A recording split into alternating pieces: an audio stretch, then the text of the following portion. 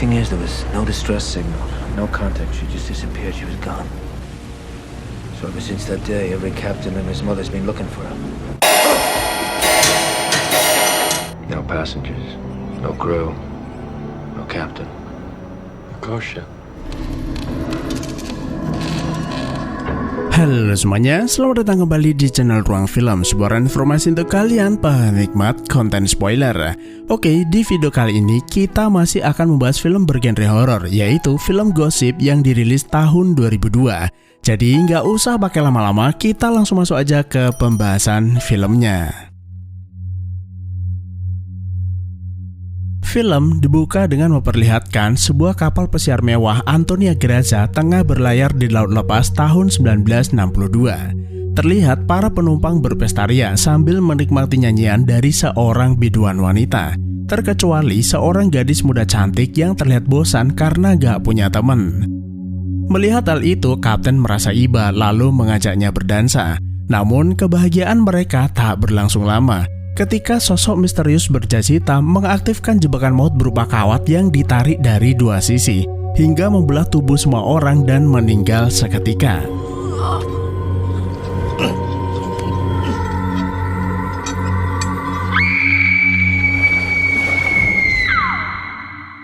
Empat 40 tahun kemudian, kita diperkenalkan dengan tim pemburu kapal rongsok yang dipimpin seorang kapten bernama Murphy. Saat ini kapal mereka yaitu Arctic Warrior tengah menarik sebuah kapal tua untuk dijual ke pengepul.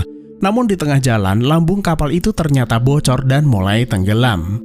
Seorang kru wanita bernama Epps bergegas mengambil peralatan, lalu meminta rekan-rekannya membantu menambal lubang tersebut agar kapal itu bisa ditarik ke pelabuhan. Damn salvage crew in the business. Dan akhirnya setelah sampai daratan, mereka mendapat banyak uang dari hasil menjual bangkai kapal tersebut lalu merayakannya. Keberhasilan mereka menarik perhatian seorang pilot patroli cuaca bernama Jack Ferryman, lalu memperlihatkan foto sebuah kapal besar terapung di tengah samudera kepada Murphy. Foto itu ia ambil sekitar sebulan yang lalu saat berpatroli di Selat Bering, tapi sepertinya tidak berpenumpang. Karena saat dihubungi lewat radio tidak ada jawaban. Awalnya Jack mengira seseorang akan menemukan kapal itu, namun hingga 2 hari yang lalu bangkai kapal itu ternyata masih ada di sana tanpa ada yang mengetahuinya. Jack berpikir mungkin Murphy dan yang lainnya tertarik dengan bangkai kapal tersebut. Terlebih kapal itu ada di perairan bebas yang artinya siapa yang menemukannya berhak memilikinya. Jika mereka berminat, Jack hanya minta 20% dari keseluruhan nilai kapal tersebut. Tapi jika tidak, Jack akan mencari orang lain. Murphy lalu berdiskusi dengan yang lainnya mengenai tawaran itu, mengingat mereka ini baru aja pulang dari 6 bulan berlayar. Salah satu mesin kapal juga butuh diperbaiki, sementara Greer akan menikah bulan depan. Jadi Murphy akan mengembalikan keputusan pada rekan-rekannya. Dan tentu saja mereka semua setuju. Sebagai orang yang menggantungkan nafkah dengan mencari bangkai kapal, terlalu sayang jika mereka itu melewatkan kesempatan ini. Lagi pula, jarak kapal itu tidak terlalu jauh dan hanya sekitar seminggu perjalanan. Singkat cerita, mereka semua termasuk Jack pergi ke lokasi di mana kapal itu berada. Sampai di Selat Bering, hujan badai menghantam perjalanan mereka. Di tengah gelapnya malam itu, radar mendeteksi ada sebuah kapal besar di depan mereka. Santos melaporkan temuan itu kepada Murphy, tapi anehnya kapal itu tiba-tiba menghilang dari radar. Karena terlalu gelap, Murphy meminta Santos menyalakan lampu sorot lalu mencoba menghubungi kapal itu lewat radio, tapi enggak ada jawaban. Dan jika diperhatikan, memang tidak ada benda apapun di sepanjang jalur lintasan. Namun tiba-tiba muncul sebuah kapal raksasa di depan mereka. Untungnya Santos dengan cepat menarik rem tangan untuk mengurangi benturan.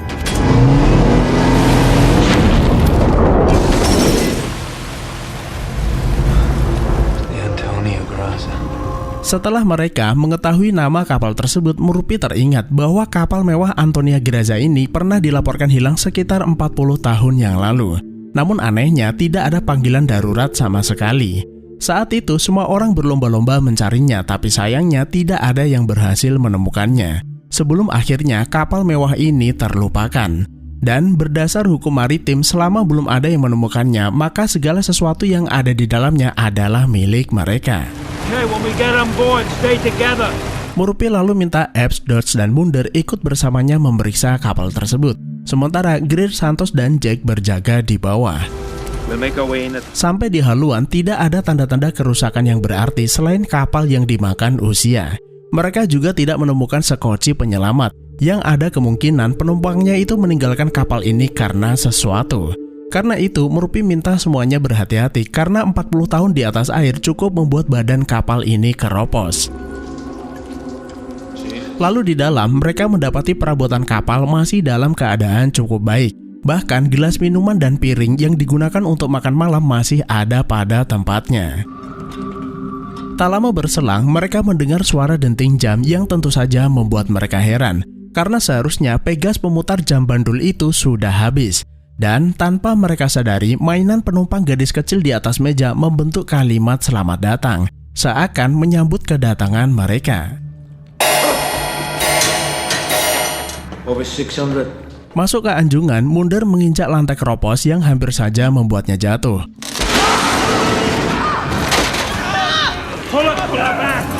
Nah, ketika Epps berusaha menariknya ke atas, ia melihat penampakan sosok gadis kecil bergaun putih lalu menghilang begitu saja. Yang tentu saja sosok itu adalah gadis yang kita lihat di awal film.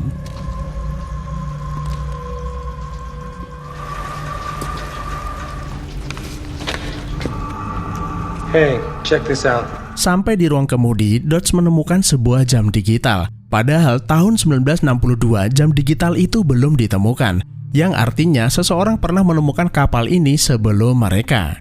Lalu pertanyaannya, kemana perginya orang-orang itu? Tapi Murphy tidak ingin berspekulasi, lagi pula tidak ada siapapun di sini. Jadi kapal ini tetap akan menjadi milik mereka.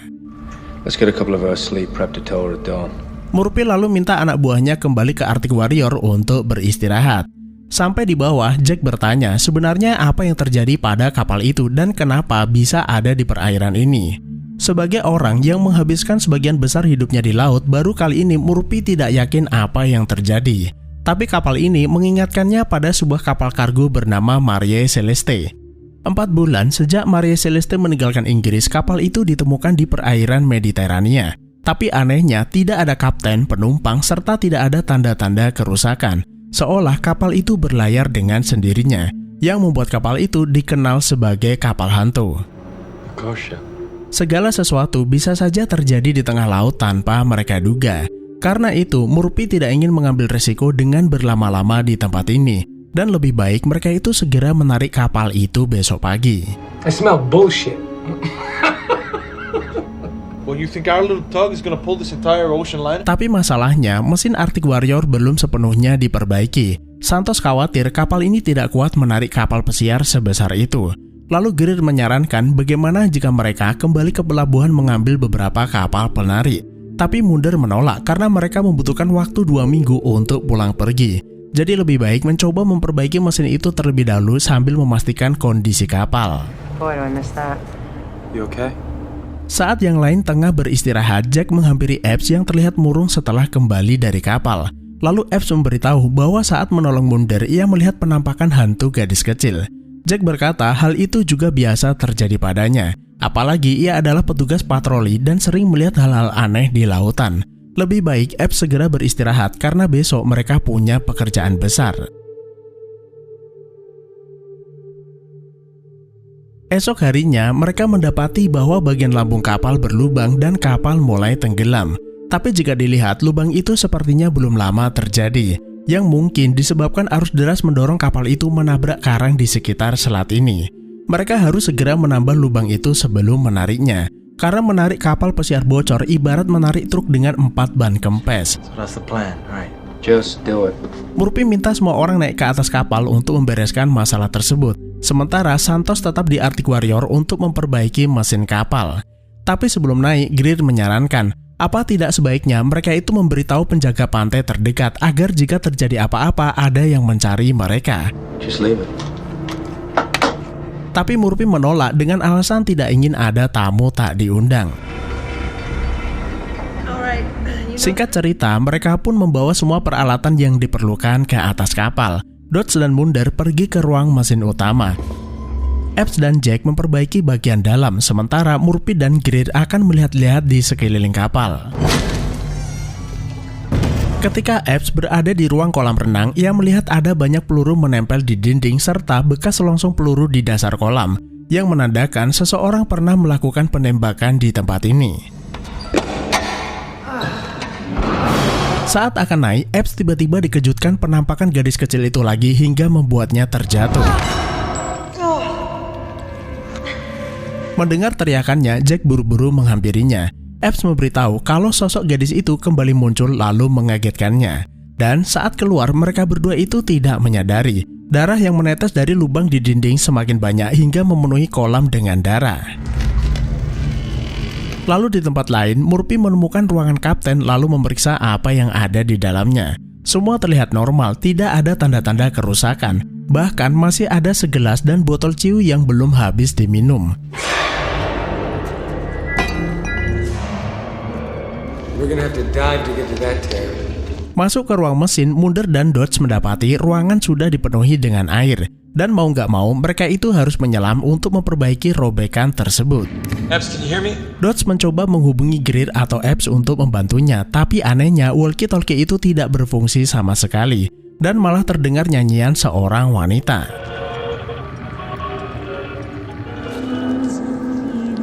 Sementara di tempat lain, Greer juga mendengar suara nyanyian itu dari walkie-talkie-nya. Lalu ia mendengar suara orang memanggilnya di aula tengah di mana para penumpang kapal berpesta dan makan malam. Di situ ia juga melihat poster biduan wanita yang diketahui bernama Francisca. Epps? Nah, saat hendak keluar, Greer malah menemukan seputung rokok masih menyala di atas piano yang ia kira adalah milik Epps. Tapi anehnya ada lipstik menempel di bagian filternya, padahal Epps itu tidak pernah memakai lipstik. Dan saat akan meninggalkan ruangan, Greer tidak menyadari bahwa hantu Francisca sedang memperhatikannya dari balik kegelapan. Sementara itu, Jack dan Epps sedang memeriksa ruang laundry kapal. Di sana ada pintu yang terhubung dengan ruang palka. Epps membukanya untuk memastikan apakah ada robekan di sana, tapi saat membukanya,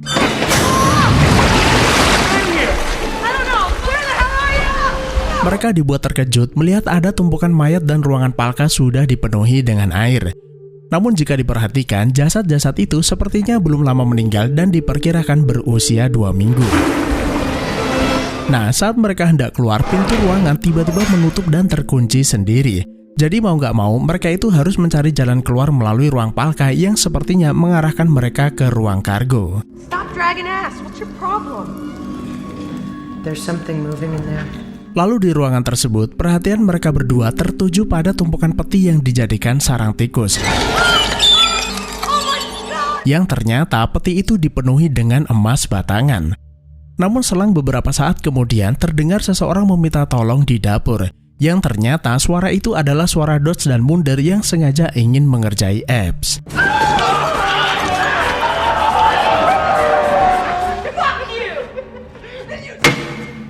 Temuan peti berisi emas dan jasad di ruang laundry itu pun langsung dilaporkan kepada kapten dan rekan-rekannya, yang membuat mereka ngeri sekaligus senang menemukan harta karun sebanyak itu. Karena jika dirupiahkan mungkin nilainya setara 271 triliun, itu pun kalau nggak dikorupsi.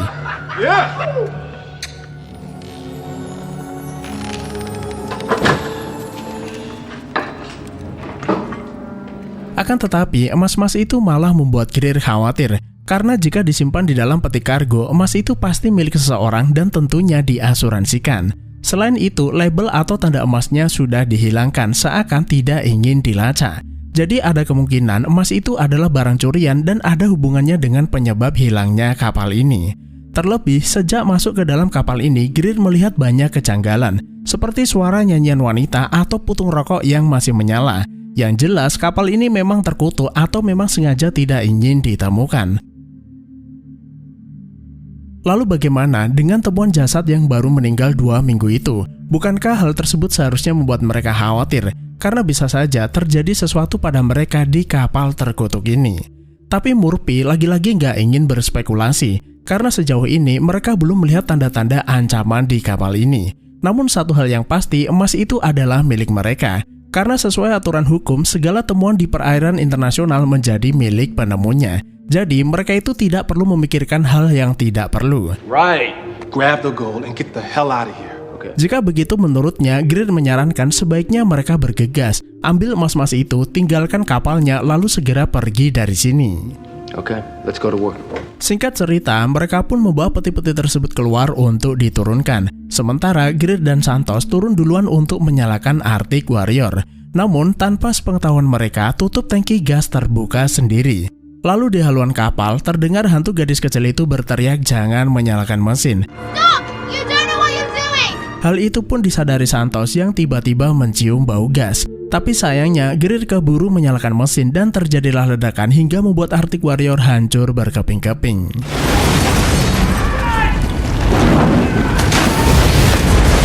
Akibat insiden tersebut, Santos harus tewas dan membuat sisa kru terjebak di kapal Antonia Graza, yang tentunya membuat Murphy merasa bersalah atas hilangnya nyawa Santos.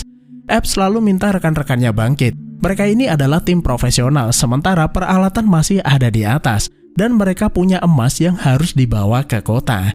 Jadi, rencana terbaik saat ini adalah memperbaiki kapal ini agar tetap mengapung dan bisa menepi di pulau terdekat, sambil menunggu seseorang menyelamatkan mereka. We have the materials, we have the manpower. Why don't we just build a raft? Akan tetapi, Greer nggak setuju. Lebih baik mereka itu membuat rakit dari bahan-bahan yang ada di kapal ini untuk pergi ke pulau terdekat.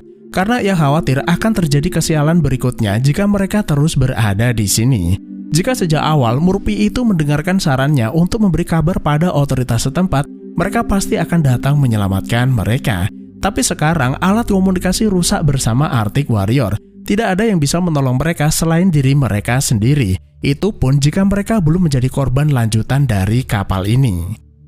Setelah puas menyampaikan unek-uneknya, Greer pergi ke aula tengah untuk menenangkan diri sambil minum-minum. Sementara Murphy masuk ke ruangan kapten lalu meminum ciu yang belum jadi ia minum sebelumnya. Lalu di anjungan, Epps mencari buku penumpang untuk mencari identitas gadis kecil itu. Yang rupa-rupanya dia adalah satu-satunya penumpang anak-anak bernama Katie lalu mendatangi kamarnya. Nah, saat berjalan di lorong, pintu-pintu kamar tiba-tiba menutup semua terkecuali satu pintu seolah ada yang ingin ditunjukkan kepada Epps. Namun, begitu masuk ke dalam, Epps malah dibuat terkejut menemukan gadis itu tewas dalam keadaan tergantung. Epps lalu mencopot kalung gadis kecil itu yang berisi foto kedua orang tuanya. Dan bersamaan dengan itu, sosok hantu Katie muncul di hadapannya. Do you like it? They moved to New York. Karena takut, Epps mengembalikan kalung itu padanya. Tapi karena Katie ini adalah hantu, tentu saja ia tidak bisa memegangnya. Oh God, you really are a fucking ghost. Katie lalu memberitahu ia sendirian di kapal ini dan dalam perjalanan menuju Amerika menyusul kedua orang tuanya. Tapi sudah lebih dari 40 tahun ia tidak melihat mereka dan mungkin saja saat ini kedua orang tuanya sudah meninggal dunia. Lalu Epps bertanya, jika ia sudah meninggal, kenapa ia masih di sini dan tidak berkumpul dengan orang tuanya? Katie menjawab, semua penumpang terjebak di kapal ini, bahkan yang tidak ditandai sekalipun seperti dirinya. Jika roh yang diinginkannya sudah terpenuhi, maka mereka akan dikirim ke suatu tempat. Namun tiba-tiba Katie berhenti berbicara, karena iblis jahat yang ada di kapal ini tidak ingin Katie membocorkan rahasia lalu menghilang begitu saja. Stuff's been sealed for 40 years. It's gotta be safe. Sementara di dapur, Dodge dan Mulder menemukan beberapa makanan kaleng yang terlihat masih utuh. Karena lapar, mereka pun mencoba memakan makanan kaleng berusia 40 tahun itu. Dan tanpa disangka, makanan itu ternyata masih sangat enak. Mereka makan dengan begitu rakusnya, namun tiba-tiba makanan itu berubah menjadi ulat yang membuat mereka mual bukan kepalang. Kemudian di aula, ketika Greer hendak ke depan, ruangan yang tadinya berantakan itu kembali ke keadaan semula, lengkap dengan para penumpang serta Francisca sang biduan wanita. Terlihat Francisca mendekati Greer kemudian menciumnya. Greer sangat yakin jika ia sedang berhalusinasi, tapi di sisi lain ia juga merasa sensasi ciuman itu terasa sangat nyata hingga membuatnya terlena. Francisca lalu keluar menuju sebuah ruangan sambil pelan-pelan melepas bajunya. Greer yang udah mulai kehilangan akal sehat mengikutinya. Tapi ternyata hantu wanita itu sengaja menjebak Greer agar jatuh ke bawah kemudian tewas seketika.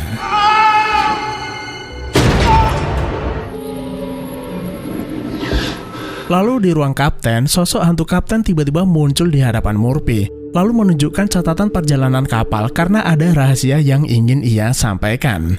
Nah, jadi ceritanya sekitar 2 hari sebelum kapal ini dinyatakan hilang, mereka menemukan kapal pesiar bernama Lorelei hampir tenggelam di perairan lepas. Di dalam foto tersebut, mereka menemukan peti berisi emas lalu mengamankannya ke ruang kargo. Dari foto-foto tersebut, akhirnya kita bisa mengetahui bahwa emas itu berasal dari kapal Lorelei.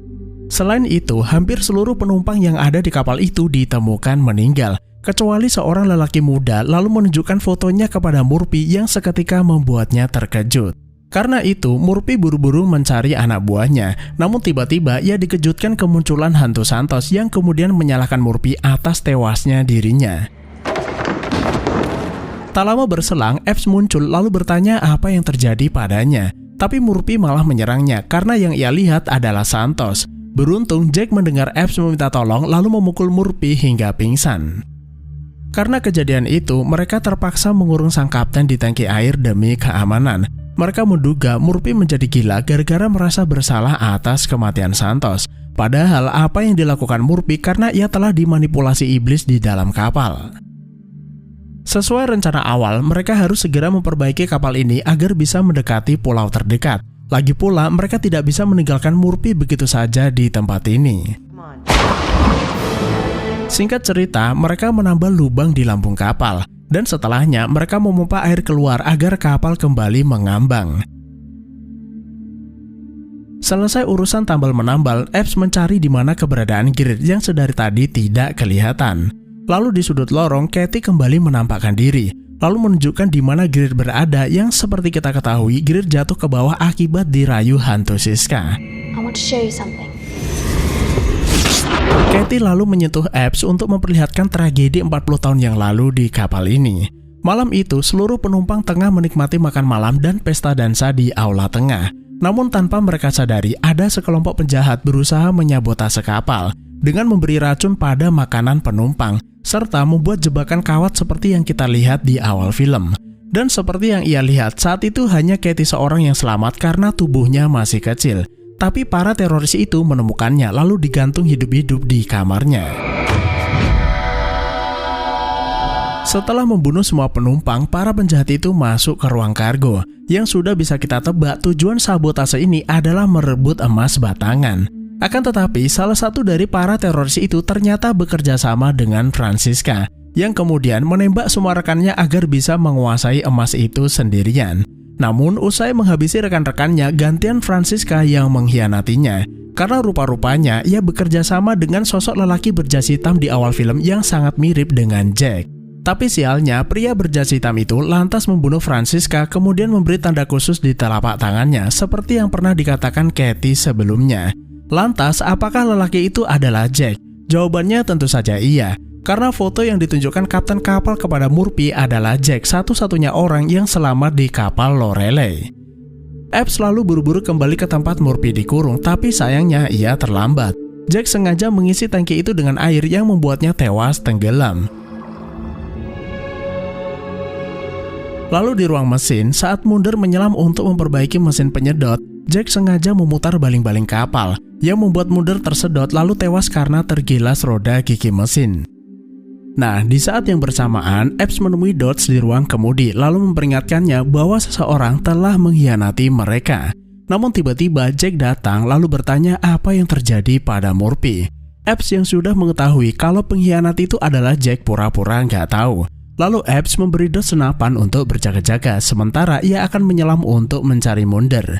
Tapi belum sempat Epps menyelam, air di ruang mesin dipenuhi dengan darah yang bisa dipastikan Mulder sudah meninggal. Lalu di ruang kemudi, saat Jack ingin pergi mencari Epps, Dodge melarangnya. Hal itu lantas membuat Jack kesal lalu mengancam Dodge. Intinya, Jack itu nggak punya waktu bermain-main lalu meminta Dodge menyingkir. Dodge yang sebelumnya udah diperingatkan Epps soal pengkhianatan langsung menembak Jack hingga terkapar. Tapi percuma saja karena Jack adalah iblis yang nggak bisa mati. Sementara di ruang mesin, saat Epps tengah mempersiapkan bahan peledak, Dodge datang lalu melarangnya. Jika kapal ini hancur, maka emas-emas itu akan tenggelam. Lebih baik segera memperbaiki kapal ini lalu kembali ke daratan. Dan setelah itu mereka bisa hidup bersama dan menjual emas-emas tersebut. Perkataan Dodge tersebut tentu saja membuat Epps curiga. Kenapa tiba-tiba Dodge berkata seperti itu bukan seperti dirinya? Dan bukannya bertanya bagaimana keadaan Mulder, tapi malah merayunya. Epps mengancam jika Dodge mendekat maka ia akan menekan tombol peledak.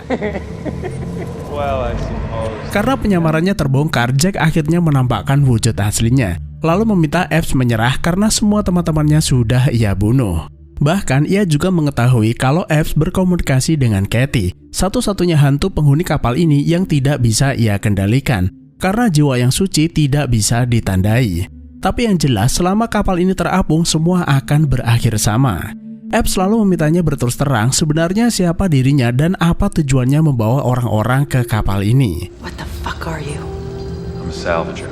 Jack menyebut dirinya adalah sang pengumpul dan tugasnya adalah melayani junjungannya, yaitu mengumpulkan jiwa-jiwa para pendosa. Dan setelah kebutuhannya terpenuhi, maka ia akan mengirim jiwa-jiwa berdosa itu ke tempat yang seharusnya. Jack sengaja melakukan semua ini untuk menebus dosa-dosa yang ia lakukan di masa lalu, agar mendapat tempat yang layak di alam berikutnya. Dan sebagai gantinya, Jack diberi kehidupan abadi agar bisa mengumpulkan jiwa sebanyak mungkin.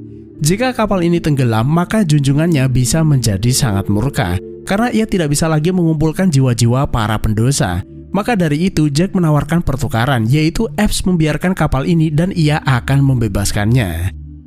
Nah, dari apa yang diceritakan Jack tersebut, kita bisa menarik kesimpulan bahwa apa yang terjadi di kapal Lorelei sama seperti halnya yang terjadi di kapal ini.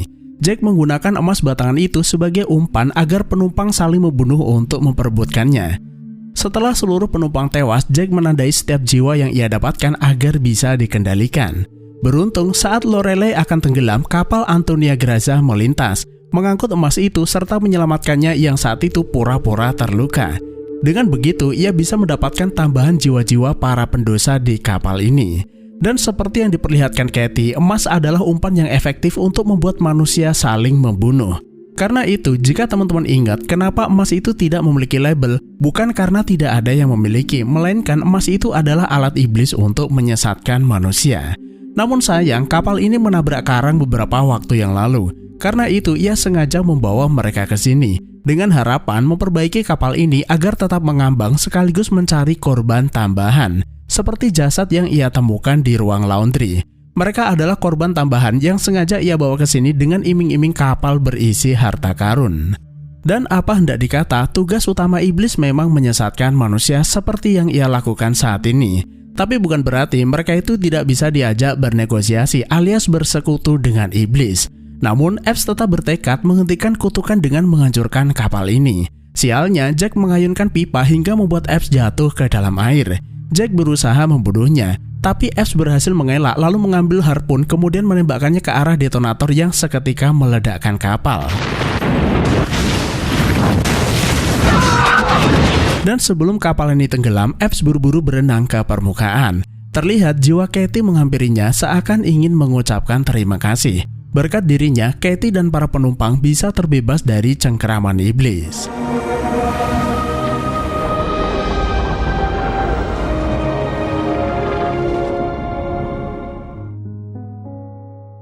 Dua hari kemudian, Epps diselamatkan sebuah kapal yang kebetulan melintas lalu membawanya ke pelabuhan terdekat. Nah, saat Epps hendak dibawa ambulans, ia melihat beberapa ABK memuat peti-peti emas itu ke dalam kapal, serta sosok Jack mengikuti mereka di belakang. Yang sudah bisa kita simpulkan kapal pesiar itu akan menjadi korban Jack selanjutnya. Karena setelah jiwa para pendosa di kapal sebelumnya terbebas, mau nggak mau Jack itu harus mengulang misinya dari awal demi melayani Raja Iblis. Sekilas, jika kita memahami lebih dalam film ini, kita seolah diperlihatkan bahwa harta benda adalah salah satu kelemahan manusia, di mana keserakahan akan membuat manusia melakukan berbagai macam cara demi mendapatkan harta. Seperti korupsi, makan duit proyek, nilep dana bantuan sosial, bahkan mengeksploitasi sumber daya alam demi keuntungan pribadi. Maka dari itu, iblis bisa dengan sangat mudah menyesatkan manusia tanpa harus repot-repot bekerja keras. Dan sikap-sikap tercela itulah yang nantinya akan menimbulkan pertikaian, permusuhan, ujaran kebencian, dan lain sebagainya. Seandainya kita itu bisa saling menerima, memaafkan, sabar menghadapi sesuatu, tenggang rasa, maka niscaya hidup ini akan lebih mudah dijalani. Dan seandainya kita itu belum bisa berbuat suatu kebaikan, maka sebaik-baik perbuatan adalah jangan merugikan orang lain. Jadi itulah alur film Kapal Hantu. Terima kasih udah menonton, sehat selalu buat teman-teman dan sampai jumpa di next video.